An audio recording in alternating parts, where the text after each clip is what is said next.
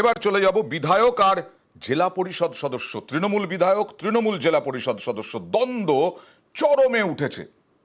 আজকে বিধায়ক মনোরঞ্জন ব্যাপারী, বলাগড়ের বিধায়ক, জিরাটে তার কার্যালয়, বিধায়কের কার্যালয়, সেখানে ব্যাপক ভাঙচুর। মনোরঞ্জন ব্যাপারীর যে অফিস, সেই অফিসে ব্যাপক ভাঙচুর, ভেঙে দেওয়া হলো শাটার থেকে আরম্ভ করে চেয়ার টেবিল সব। বিধায়ক ঘনিষ্ঠের বাড়িতে হামলা, মারধর।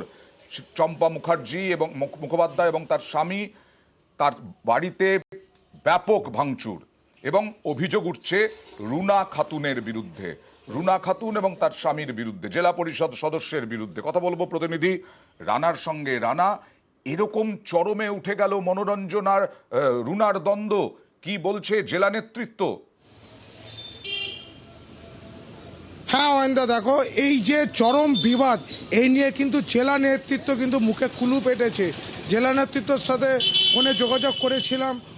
অরিন্দম গুইন যে আছে জেলার মুখপাত্র তৃণমূলে, তাকে যখন ফোনে জানিয়েছিলাম সে বলেছিল এই বিষয়ে কোনো মন্তব্য করব না, সমস্ত রিপোর্ট কিন্তু উচ্চ নেতৃত্বকে জানানো আছে।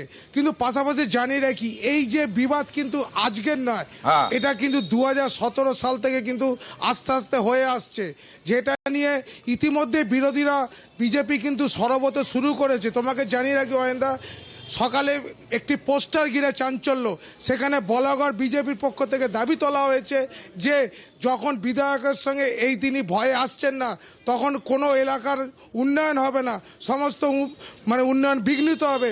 তারা উপনির্বাচন চাইছে। ফলে বুঝতেই পারছো, যেখানে তৃণমূলে কাজিয়া, সেখানে কিন্তু রাজনীতির গন্ধ শুকতে শুকতে ছুটে যাচ্ছে। খুব স্বাভাবিক, এটা তৃণমূলই তো তুলে দিচ্ছে, মানে রুনা খাতুন আর মনোরঞ্জন ব্যাপারী তুলে দিচ্ছেন বিজেপির হাতে হাতিয়ার হিসেবে।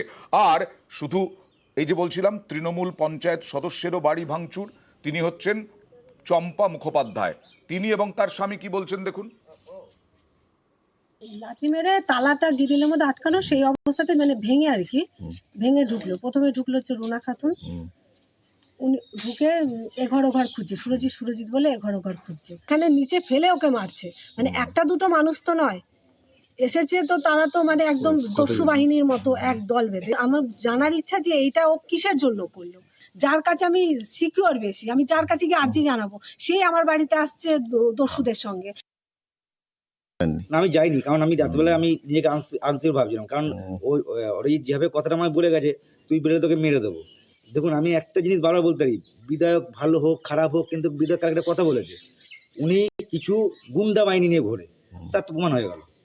একদম মনতে বলছি, এর যদি কোনো ব্যবস্থা যদি না নেয়, আমি আমার বউ যে সদস্য, আমি বউকে দিয়ে রিজাইন দেওয়া করাবো। মনোরঞ্জন ব্যাপারী এর আগেই আশঙ্কা প্রকাশ করেছিলেন, গতকাল পোস্টও করেছিলেন সোশ্যাল মিডিয়ায় এবং সাংবাদিকদের সামনে মুখোমুখিও হয়েছিলেন। আর আজকে হামলা ও ভাঙচুরের পর ফের ফেসবুকে সরব মনোরঞ্জন ব্যাপারী। তিনি লিখেছেন, আশঙ্কা সত্যি হলো, বলেছিলাম আমার উপর হামলা হতে পারে। আমার কথার 12 ঘন্টা কাটতে না কাটতেই রাতে আমার জিরাটের কার্যালয়ের ওপরে হামলা হলো, ভেঙে ফেলা হলো সমস্ত কিছু, দরজা জানলা। আর রুনা খাতুন ও তার স্বামীর বিরুদ্ধে সরাসরি অভিযোগ তুলেছেন তৃণমূল বিধায়ক মনোরঞ্জন ব্যাপারী। এরা আমার সঙ্গে যারা থাকে, যারা আমাকে সমর্থন জানায়, প্রত্যেক এদের আক্রমণের লক্ষ্যবস্তু। চম্পাকে আক্রমণ করেছে, ওর স্বামীকে পিটিয়ে হাসপাতালে ভর্তি করে দিয়েছে। দেখি দল কি করে, দলের দিকে তাকিয়েছি। দলকে জানিয়েছেন? দলকে জানানো হয়েছে।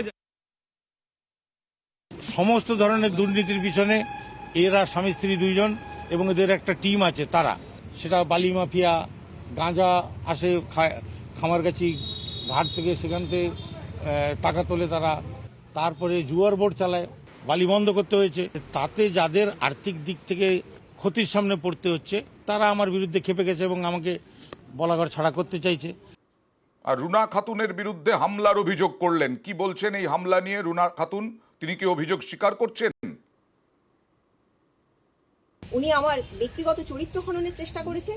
একটা নারীর প্রতি যে কুরুচিকর অশ্লীল ভাষা উনি ফেসবুকে পোস্ট করেছেন এবং চাপে পড়ে উনি সেটাকে ডিলিট করেছেন। কোনো মাকে, কোনো মহিলাকে এই ভাষায় আক্রমণ করা যায় কি না, যে নিজেকে সাহিত্যিক বলে, আমার এটা জানা নেই। কোথায় জুয়োর ঠেক, কোথায় লোটো, কোথায় মাটি, কোথায় বালি, এর আগেও তো আমাদের বিধায়ক ছিলেন, এই শব্দগুলোর সাথে আমরা পরিচিত ছিলাম না। মনোরঞ্জন ব্যাপারী বিধায়ক হওয়ার পর এই শব্দগুলোর সাথে বলাগড়বাসী পরিচিত হয়েছে। নিজেই হয়তো সেইগুলো থেকে কোনো অসুবিধা হচ্ছে, ফেসিলিটি পাচ্ছে না, তিনি সেই সুবিধা নেওয়ার চেষ্টা করছেন। বারবার আমার সম্পর্কে যাই বলে প্রমাণ ছাড়া বলে, নিজেই লোক পাঠিয়ে ওনার কার্যালয় ভাঙছেন, নিজেই আমাদের নামে দোষারোপ দিচ্ছেন। উনি কি কোনো প্রমাণ দিতে পেরেছেন? সুরজিৎ মুখার্জিও আপনার বিরুদ্ধে এবং আপনার স্বামীর বিরুদ্ধে অভিযোগ করেছে। সে এখন বাঁচার জন্য ব্যাপারীর হয়ে নিশ্চয়ই এই তার শিখিয়ে দেওয়া কথাগুলোই বলবে, নইলে তার চাকরি চলে যেতে পারে এই আশঙ্কায়। কাজেই শান্তনু ব্যানার্জি কি ছিল, কেন তাকে জেলে যেতে হয়েছে, এটা নতুন করে বলার নয়। তার চামচা, তার সাকরেদার কেমন হবে, তারা তো ব্যাপারীর কাছে গিয়ে জুটবে, রুনা খাতুনের সঙ্গী তারা নিশ্চয়ই হবে না। ভাঙচুরের অভিযোগ অস্বীকার করলেন, আর তার আগে যেটা বললেন যে মিডিয়ায় সরাসরি রুনা খাতুনকে আক্রমণ করেন মনোরঞ্জন, শুধু নয় কুকথা পোস্ট করেন তৃণমূল বিধায়ক।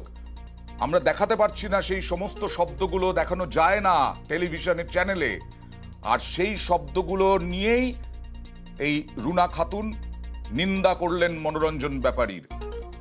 কথা বলবো প্রতিনিধি আবিরের সঙ্গে। আবির, এটা যে জায়গায় গেছে, মনোরঞ্জন ব্যাপারী আজ থেকে তো বেসুরো নন, কয়েক বছর ধরে আমরা দেখছি পরপর, আর এখন যে জায়গায় চলে গেল, রাজ্য নেতৃত্ব সুবল মান্নার ক্ষেত্রে দ্রুত হস্তক্ষেপ করেছিল, এবার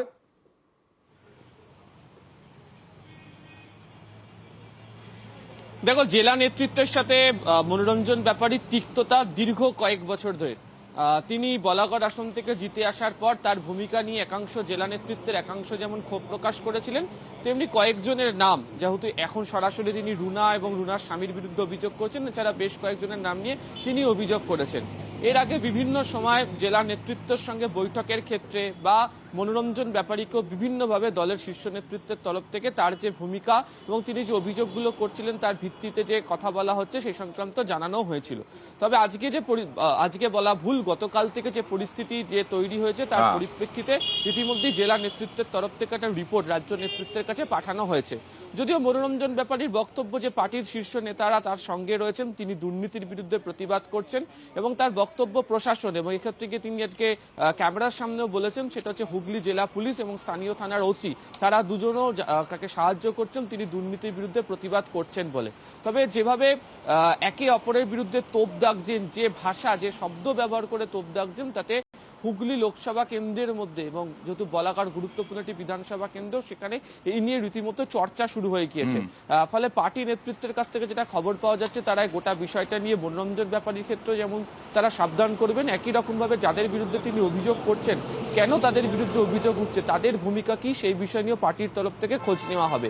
তবে জেলা নেতৃত্বের তরফ থেকে যে রিপোর্ট পাঠানো হয়েছিল, সেখানে তারা মনোরঞ্জন ব্যাপারী তিনি যে সহযোগিতা করেন না, বিশেষ করে ব্লক স্তরে, নিচু স্তরের ক্ষেত্রে তার যে সহযোগিতার অভাব রয়েছে, সেই বিষয়ের কথাও পার্টির শীর্ষ নেতৃত্বকে এর আগে একাধিকবার জানিয়ে রেখেছে। তবে মনোরঞ্জন ব্যাপারীর শব্দ ব্যবহার, ভাষা ব্যবহার নিয়ে দলের শীর্ষ নেতৃত্বের তরফ থেকে চূড়ান্ত ক্ষোভ প্রকাশ করা হয়েছে এবং তার পরিপ্রেক্ষিতে ক্ষমা পর্যন্ত চাইলেন মনোরঞ্জন ব্যাপারী। একদমই যে কথা পোস্ট করেছেন তাতেই খানিকটা কি ব্যাকফুটে হয়ে গেলেন না মনোরঞ্জন ব্যাপারী? অভিযোগ দায়ের করলেন রুনা খাতুন থানায়, আর তারপর ক্ষমাও চাইলেন মনোরঞ্জন ব্যাপারী, পোস্টও করলেন ক্ষমা চেয়ে। আমি এই কুৎসা অপপ্রচারের বিরুদ্ধে আজকে থানায় লিখিত আকারে আমি অভিযোগ জানিয়েছি। আমি যদি দুর্নীতি করি, আমার বিরুদ্ধে ব্যবস্থা হোক। আপনারা নিজেরা এখানে তদন্ত করুন, কে দুর্নীতির সাথে যুক্ত আর কে যুক্ত নয়। এটা নয় তো মনোরঞ্জন ব্যাপারী বিরোধী কোনো রাজনৈতিক দলের কাছে বিক্রি হয়ে গেছেন, পারচেস হয়ে গেছেন। লুটেপুটে খাওয়া লোকদের বিরুদ্ধে লড়তে গিয়ে তারা অত্যন্ত শক্তিশালী, ফলে তারা আমার বিরুদ্ধে যা ষড়যন্ত্র করা যায় সেগুলো তারা করছে, আমাকে হেয় প্রতিপন্ন করার জন্য, আমাকে খেপিয়ে দেওয়ার জন্য, আমার মুখ দিয়ে উল্টোপাল্টা বলিয়ে নেওয়ার জন্য। ওরা কৌশলী তো রাজনীতিবিদ, আমি তো রাজনীতিবিদ নই, আমি আবেগী মানুষ, আমি লেখালেখি জগতের লোক। কোন প্যাচে কে ফেলতে চাইছে আমার একটু বুঝে ওঠা মুশকিল হয়। মূল মুখপাত্র শান্তনু সেন কি বলছেন দেখাবো এই নিয়ে। যারা নিজেদেরকে তৃণমূল কংগ্রেসের অনুগত সৈনিক হিসেবে মনে করবে, কোনো কিছু বলার থাকে তৃণমূল কংগ্রেসের গঠনতন্ত্র মেনে সুনির্দিষ্ট ফোরামে বলতে পারেন, একে অপরের প্রতি বিশেষ কেউ করেন, আমি মনে করবো সেটা তৃণমূল কংগ্রেসের শৃঙ্খলার পরিপন্থী। তৃণমূল কংগ্রেসটা বিজেপি নয় যেটা প্রকাশ্যে গোষ্ঠীদ্বন্দ্বে জেরবার। এখানে কোনো গ্রুপ নেই, এখানে একটাই দল। আবেদন করবো তাদের কথা প্রকাশ্যে না বলে সুনির্দিষ্ট ফোরামে এসে দলের কাছে বলুন।